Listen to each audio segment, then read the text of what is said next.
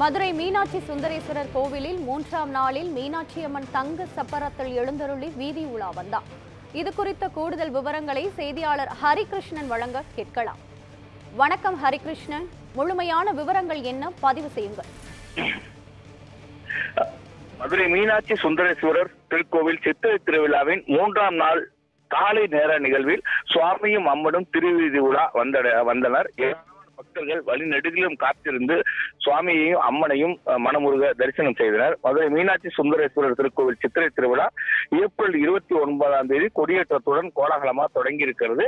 எதிர்வரும் நாட்களில் மீனாட்சி அம்மனுக்கு பட்டாபிஷேகம், திக்கு விஜயம், அதனைத் தொடர்ந்து திருக்கல்யாணம் மற்றும் தேரோட்டம் என பல்வேறு முக்கிய நிகழ்வுகள் நடைபெற இருக்கிறது. இதற்கான ஏற்பாடுகளை திருக்கோவில் நிர்வாகம் சார்பில் செய்யப்பட்டு வருகிறது. மேலும் இந்த ஒவ்வொரு நாளும் ஒவ்வொரு வாகனத்திலும் மற்றும் சப்பரம் மற்றும் பல்லக்கில் சுவாமியும் அம்மனும் எழுந்தருளி பக்தர்களுக்கு அருள்பாலிப்பார்கள். அதன்படி இன்று 3ஆம் நாள் காலை நேர நிகழ்வில் மீனாட்சி அம்மன் ஒரு சப்பரத்தில் தங்க சப்பரத்திலும் மற்றொரு சப்பரத்தில் சுந்தரேஸ்வரர் பிரியாவுடன் எழுந்தருளி பக்தர்களுக்கு அருள்பாலித்தார்.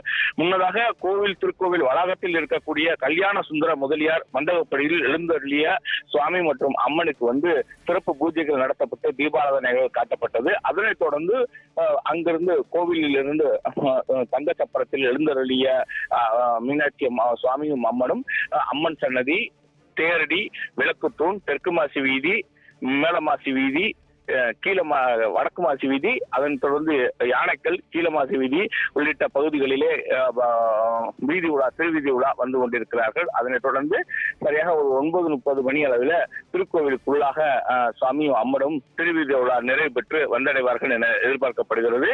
ஏராளமான பக்தர்கள் வழிநெடுகிலும் நின்று சுவாமியையும் அம்மனையும் தரிசனம் செய்து வரக்கூடிய காட்சிகளை பார்க்க முடிகிறது.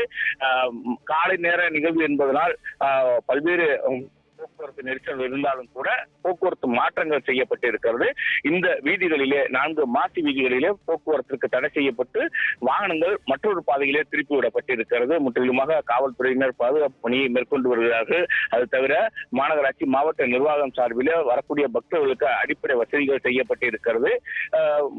இந்த திருவீதி விழா நிறைவு பெற்று மீண்டும் அம்மனும் சுவாமியும் கோவில் வளாகத்துக்குள் அதே மண்டபத்தில் எழுந்தருவார்கள். மீண்டும் இன்று மாலை இதே போன்று ஒரு மாலை 7 மணி அளவில் கைலாச பர்வத வாகனத்திலும் மற்றும் காமதேனு வாகனத்திலும் எழுந்தருளி பக்தர்களுக்கு அருள்பாலிக்க உள்ளனர். அந்த நேரத்தில் பக்தர்கள் நேர்த்திக்கடனாக கடவுள்கள் வேடமிட்டு, அதாவது சிவன், பார்வதி, மீனாட்சி, விநாயகர் உள்ளிட்ட முருகன் உள்ளிட்ட குழந்தைகள் முதல் பெரியவர்கள் வரைக்கும் பெண்கள் வரைக்கும் அந்த வேடமிட்டு நேர்த்திக்கடன் செலுத்துவார்கள். அதனைத் தொடர்ந்து ஏராளமான பக்தர்களுக்கு மத்தியிலே அதே போன்று மாலையிலும் திருவீதி உலா நடைபெற இருக்கிறது.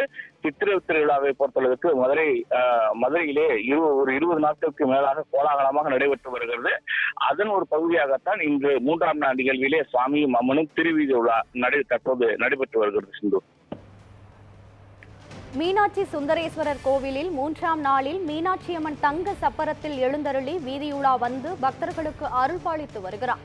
இது தொடர்பாக மேலும் விவரங்களை வழங்கியதற்கு நன்றி ஹரிகிருஷ்ணன்.